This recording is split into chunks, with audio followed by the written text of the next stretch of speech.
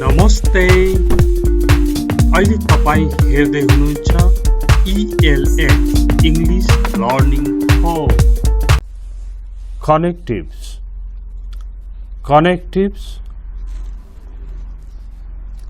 or conjunctions, we say linking words. Okay, र यो लेसनमा विशेष गरी चाहिँ although, though, even though, in spite of र despite को कुरा गरिएको छ. These come to connect unexpected result. अब हाम्रो ट्रेन्ड के छ, पढाइको हाम्रो स्टाइल के छ भन्दा टेक्स्ट बुक हेर्नु भन्दा पहिला बेसिक नलेज लिएर आउने अनि बल्ल टेक्स्ट बुकमा चाहिँ हामीले एन्काउन्टर गर्ने भनेको छ. त्यसो हुँदा बेसिक नलेज हेरौँ है. यसको बेसिक नलेज पहिला त केही बुझेर आउनु पर्यो अनि त यो मिलिहाल्छ, टेन्सनै छैन. अब यहाँ हेर्नुहोस्, connectives, linking words. Okay, connectives, conjunctions, how to join expected and unexpected results, cause effect and effect cause sentences. Okay, यहाँ छ unexpected results. Unexpected results को नै कुरा छ यो लेसनमा. त्यसो हुँदा unexpected results हरु हेरौं. अनएक्सपेक्टेड रिजल्ट्स भनेको नसोचेको, आशा नगरिएको रिजल्टलाई नै अनएक्सपेक्टेड रिजल्ट्स भनिन्छ. यो अनएक्सपेक्टेड रिजल्ट्स जोड्नलाई पनि although, though, even though, but, however, in spite of, despite हरुको प्रयोग गरिन्छ. तर तिनीहरुको प्रयोगमा पनि एउटा फरक छ. तपाई although, though, even though, but, however ले जोड्दै हुनुहुन्छ भने तिनीहरु पछाडी फुल सेन्टेन्स आउँछ. होइन in spite of, despite ले जोड्दै हुनुहुन्छ भने in spite of or despite पछाडी फुल सेन्टेन्स आउँदैन. सब्जेक्ट भर्ब अब्जेक्ट भएर आउँदैन. फ्रेज आउन सक्छ. जेरन्ड भनेको आईएनजी फर्म लागेको आउन सक्छ. यो भनेको के हो त? एकपल्ट यहाँ हेर्नुहोस् त. He was tired. He was TV until midnight. यो दुईटा सेन्टेन्सलाई जोड्नु छ. He was tired. उ थकित थियो. He watched TV until midnight. उनले मध्यरातसम्म टिभी हेर्यो. थकित भएको, टायर्ड भएको मान्छेले त सुतिहाल्नु पर्ने, रेस्ट गर्नु पर्ने, फेरि मध्यरातसम्म टिभी हेर्यो. यसरी नसोचेको कुरा भयो नि त. उ थकित थियो, he was tired. उ थकित थियो, छिटै सुत्यो भनेको भए त मिल्थ्यो नि त. तर मध्यरातसम्म टिभी हेर्यो भनेपछि यही हो अनएक्सपेक्टेड रिजल्ट. अब यसलाई तपाई although, though, even though, in spite of, despite जेले जोडे पनि हुन्छ. तर although, though, even though आदिले जोड्दै हुनुहुन्छ भने चाहिँ फुल सेन्टेन्स आउँछ. in spite of, despite ले जोड्दै हुनुहुन्छ भने फ्रेज आउँछ अथवा जेरन्ड आउँछ. जस्तै यहाँ हेर्नुहोस् त. although he was tired, although ले जोडियो. although को पछाडी he was tired भनेर फुल सेन्टेन्स आयो. although he was tired, he was TV until midnight. कुरा बुझ्नुभयो? यहाँ although को ठाउँमा even though दो राखे पनि केही फरक पर्दैन. यहाँ फुल सेन्टेन्स हुनु पर्यो. he was tired. अब यहाँ हेर्नुहोस् त. त्यही सेन्टेन्सलाई he was tired, he was tired, he watched TV until midnight लाई यहाँ हेर्नुहोस् इन स्पाइट अफ ले जोडेको In spite of being tired, he watched TV until midnight. In spite of पछाडि पुरा सेन्टेन्स आयो त he was tired आयो त आएन बरु ing लाग्यो A मा ing लाउने भनेको B मा ing लाउने In spite of being tired, he watched TV until midnight. Okay. In spite of his tiredness पनि हुन्छ tiredness भन्नुभयो भने फ्रेज बनेर आयो In spite of being tired भन्नुभयो भने जेरन भएर आयो तर फुल सेन्टेन्स आएन अझ हेर्नुहोस् He was intelligent. He failed the exam. अब इन्टेलिजेन्टले फेल गर्नु भनेको त नसोचेको भयो अनएक्सपेक्टेड कुरा आयो यस्तोलाई although though even though despite in spite अफले जोड्ने हो अब यो दुईटैले जोडेको हेर्नुहोस् है अल्दो दो इभन दो जे गर्नुहोस् केही फरक पर्दैन Although he was intelligent, although अथवा even though पछाडि he was intelligent भनेर पुरै सेन्टेन्स आयो He failed the exam. अब in spite of लगाएपछि पुरा सेन्टेन्स आउँदैन In spite of his intelligence, he failed the exam. In spite of his intelligence भनेको फ्रेज आयो अथवा in spite of being intelligent he failed the exam अब त यसबाट कुरा बुझ्नु भयो होला अझ हेर्नुहोस्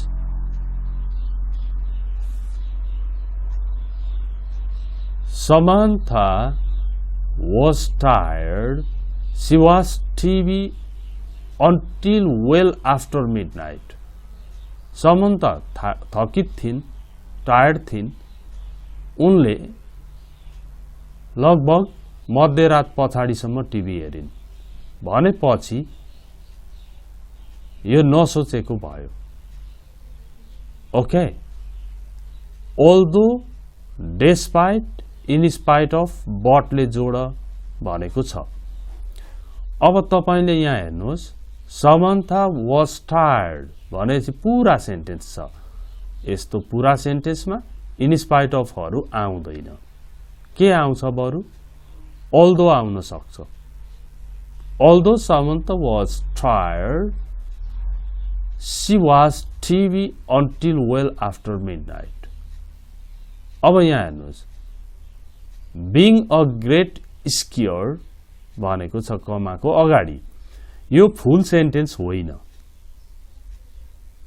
महान स्कियर भएपछि त सबैले चिन्नु पर्ने only few people outside of Europe know him Europe बाहिरका थोरै मान्छेले मात्रै चिन्छन् भनेपछि त ग्रेट स्कियरलाई त धेरैले चिन्नु पर्थ्यो यो पनि नसोचेको भयो अब यहाँनेरि अल्दो लाउने हो कि भन्दा being a great skier भनेको त फुल सेन्टेन्स होइन यो त जेरन्ड हो आईएनजी वाला फ्रेज हो एउटा भनेपछि यस्तोमा इन स्पाइट अफ अथवा डेस्पाइट को प्रयोग हुन्छ ओके अब त हामीलाई अल्दो दो इभन दो हरु आको बेला full sentence in spite of despite पछाडि फ्रेज अथवा जेरन्ड आउँछ भन्ने पनि थाहा भइसक्यो यिनीहरु नै अनएक्सपेक्टेड रिजल्ट भनेको कस्तो त भन्दा नसोचेको त्यो एकपल्ट हेर्यौं अब टेक्स्टमा गएर हामी टेक्स्ट मिलाउने प्रयास गर्छौं connectives study the following sentences अन एन्ड अन्डरलाइन द कनेक्टिभ्स भनेको छ कनेक्टिभ्स चिनेको छ कि छैन भनेर भन्ने हो यो अल्दो आको छ यहाँ इन स्पाइट अफ भनेको छ यहाँ दो भनेको छ यहाँ डेस्पाइट आको छ यिनीहरुलाई हामीले अन्डरलाइन गर्यौं यो काम सकियो join the following pairs of sentences twice using although, though, even though and despite, in spite of as in the example. अब मैले अघि भनेको छु although, though, even though आयो भने फुल sentence, despite, in spite of आयो भने फ्रेज मात्र आउँछ, जेरन आउन सक्छ भनेको छ। अब त्यही अनुसार यहाँ हेर्नुहोस् है, Nepali people have limited income, नेपालीको एकदम सीमित आय हुन्छ, दे आर भेरी ह्याप्पी, तिनीहरू खुसी छन् भनेपछि त लिमिटेड इन्कम हुँदा पनि खुसी हुने, यो त नसोचेको भयो, अनएक्सपेक्टेड भयो। यसलाई although, though, even though, in spite of, डेस्पाइटले जोड्नु पर्ने भयो। अल्दोले जोड्दा पुरै सेन्टेन्स आउँछ, हेर्नुहोस् है, although Nepali people have limited income, पुरै सेन्टेन्स आयो, दे आर ह्याप्पी। ओके, अब इन स्पाइट अफले जोडेको हेर्नुहोस्, Nepali people are very happy in spite of their limited income, they have limited income छ त यहाँ छैन, in spite of their limited income, तिनीहरूको सीमित आयको बावजुद पनि नेपाली पिपलहरू चाहिँ खुसी छन्। यसरी इन स्पाइट अफ, डेस्पाइट पछाडि फ्रेजहरू आउँछ, यसको सब्जेक्ट भर्ब अब्जेक्ट गरेर पुरै छैन नि, यो चाहिँ एउटा फ्रेजको रूपमा छ। ए, he is a millionaire, he lives in a simple house। अब मिलियनियर भएको मान्छे, करोडपति भएको मान्छे सिम्पल हाउसमा बस्छ भनेपछि त यो त अनएक्सपेक्टेड भयो। Although, though, even though, in spite अफले जोड्नु पर्ने भयो, दुईचोटि जोड्नु भनेको छ, दुईटा बनाउनु भनेको छ।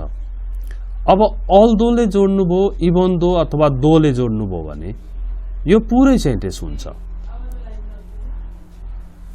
Although he is a millionaire, comma he lives in a simple house, हुन्छ, पुरै हुन्छ। तर इन स्पाइट अफ और डेस्पाइट लगाउन थालेपछि के हुन्छ, कि त आइएनजी आउँछ, in spite of being, B E I N G, being a millionaire हुन्छ,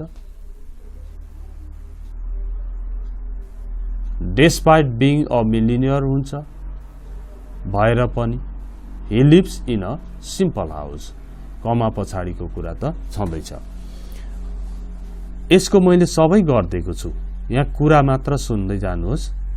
the weather was extremely bad, extremely bad weather भएपछि नराम्रो हुन्छ केही, तर यहाँ के छ, ल्यान्डेड सेफली छ, सुरक्षित तरिकाले अवतरण गरायो, पाइलटले चाहिँ प्लेनलाई सुरक्षित तरिकाले अवतरण गरायो भनेपछि यो एक्सट्रिमली ब्याड वेदर र ल्यान्डेड सेफली यो नसोचेको छ। यस्तो बेलामा although, though, even though, in spite of और डेस्पाइटले जोड्ने नै हो। ओके, अब even though the weather was extremely bad भन्दा भइहाल्यो, इभन दोहरू लाउँदा त फुल सेन्टेन्सै आउँछ। तर जब तपाईँ इन स्पाइट अफ, डेस्पाइट लाउनुहुन्छ, फ्रेज बनाउनुहोस्, in spite of the bad weather, in spite of the extremely bad weather, वस्तै गरी despite the fact that भनेपछि चाहिँ the weather was extremely bad भन्न पाइन्छ, despite the fact that। okay, we study in the same college, एउटै कलेजमा पढ्ने, hardly see भनेको देख भेटै नहुने, यो त अनएक्सपेक्टेड छ। यस्ता अनएक्सपेक्टेड रिजल्ट्सहरूलाई although, though, even though, in spite of, डेस्पाइटले जोडिन्छ। सबै जोड्ने काम मैले गर्दिएको छु कि जस्तो यिनीहरू सबैको यहाँ हेर्नुहोस्, he is a millionaire, he lives in a simple house, although he is a millionaire भन्दा त पुरै सेन्टेन्स आयो तर in spite of being a millionaire भन्दा चाहिँ being a millionaire भनेर gerund phrase मात्र आयो यहाँ पनि even though the weather was extremely bad पुरा सेन्टेन्स आयो तर यहाँ हेर्नुहोस् त despite the fact that the weather was extremely bad despite the fact that गरेपछि बल्ल यो पुरा सेन्टेन्स ल्याउन सकिन्छ अथवा despite मात्र भयो भने त फेरि despite the extremely bad weather भन्न थाली जानुपर्छ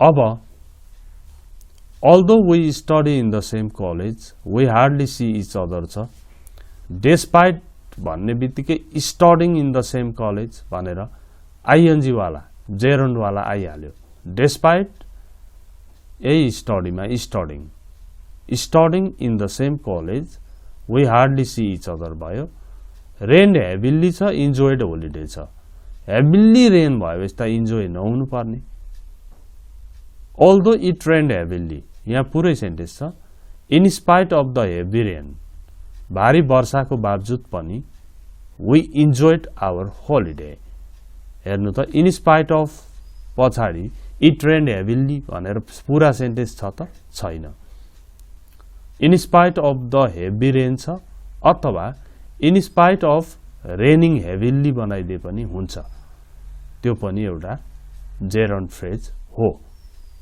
ओके ईमा हेर्नुहोस् त छाता थियो म भिजे भनिया छ छाता भएछ त नभिज्नु पर्ने अनएक्सपेक्टेड भयो नसोचेको भयो although I had an umbrella although though even though जे राखे नि हुन्छ in spite of having an umbrella okay in spite of having an umbrella छाता भएर पनि I got wet in the rain I was really tired I could not sleep a moment really tired भएको मान्छे सुत्नु पर्ने तर एकछिन पनि सुत्न सकिन भन्छ unexpected भयो even though I was really tired I could not sleep a moment despite being really tired despite my tiredness भन्दा पनि हुन्छ my tiredness अथवा despite being really tired I could not sleep a moment she has very good accent in English she failed the interview of a newsreader न्युजरिडरलाई त राम्रो accent भएपछि त हुनुपर्ने बोलीको लवज ठीक भएपछि त तर फेल भइनु नि भनेपछि although she has very good accent त्यो खालको in spite of very good accent in English इंग्लिशमा राम्रो एक्सेन्ट हुँदा हुँदै पनि she failed the interview of a newspaper okay अब यहाँ हेर्नुहोस् Lasa has extremely cold weather in winter extremely cold weather छ विन्टरमा कहाँ त भन्दा लासामा भनेपछि त मान्छे जाँदैनन् होला विन्टरमा मान्छे नजानु पर्ने त्यहाँ तर millions of tourists go there in January त विन्टर हो फेरि जान्छन् एक्सट्रिमली कोल्ड छ तर millions of people टुरिस्ट जान्छन् भनेपछि अनएक्सपेक्टेड भयो although Lhasa has extremely cold weather छँदैछ in spite of the fact that भनेर अनि यो पुरै सेन्टेन्स राख्न पाइन्छ millions of tourists go there in January he was badly injured in the first round of the boxing match first राउन्डमा badly injured भयो चोट लाग्यो he was victorious in the third round फेरि थर्ड राउन्डमा त विजयी भयो अनएक्सपेक्टेडै भयो badly injured भएको मान्छे अब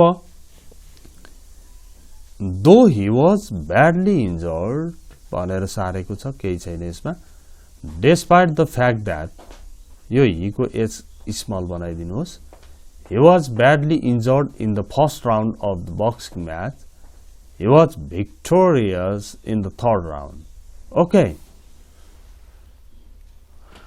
अब नम्बर सी मा पुग्यौं हामी। नम्बर सी मा चाहिँ यहाँनेरि बनाउनु पर्ने छ।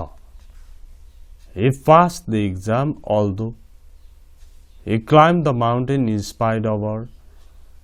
He did not give any alms to the beggars, even though alms भनेको भिक्षा, in spite of his poor eyesight. कमजोर आँखा दृष्टि हुँदा हुँदै पनि के भयो, केही काम गर्यो। ओके, यो खालको बनाउनु छ। यो सबै अर्को पेजमा गरिदिएको छ। अब त तपाईलाई यो त्यस्तो गाह्रो पर्दैन। हेर्नुहोस्, he could not score good grades in SEE exam in spite of studying hard होला, his hard study होला। यतापट्टि हेरौं, he didn't study well, poor eyesight, he was very rich, he was able to catch the fish, only a few people know her, त्यो चाहिँ अगाडि खाली ठाउँ थियो। he didn't pass the driving test, फेरि his extreme hunger, taking private tuition, the working environment was bad, we were not able to meet our goal। जस्तो यो H number taking private tuition भनेको छ, के छ यहाँ हेर्नुहोस् है। H number, he could not score good grades in the SEE exam in spite of taking private tuition class, in spite of taking coaching class। Okay, अब she accepted the job although, भए पनि उनले जागिर चाहिँ, यद्यपि के कस्तो थियो जागिर र पनि उनले एक्सेप्ट गरिन् क्या। although there was bad working environment, although the working environment was bad, although the salary structure was very less, low salary structure, यस्तो कुराहरू आउँछ यसमा। आईको के छ यहाँ हेर्नुहोस्, आईमा the working environment was bad, she accepted the job, जागिर स्वीकार गरिन्, although the working environment was bad, working environment खराब भए तापनि। ओके, in this way हामीले यो सक्सेसफुल्ली कम्प्लिट गर्यौं र तपाईहरुले यति धेरै शेयर गरिदिनुहोस् कि म अरु भिडियोहरु पनि बनाउन इन्करेज मिलोस्, इन्स्पिरेसन मिलोस्। लाइक कमेन्ट गर्न, एक्टिभ बन्न पनि नभुल्नु होला। Thanks for watching this video. See you next time. Bye bye.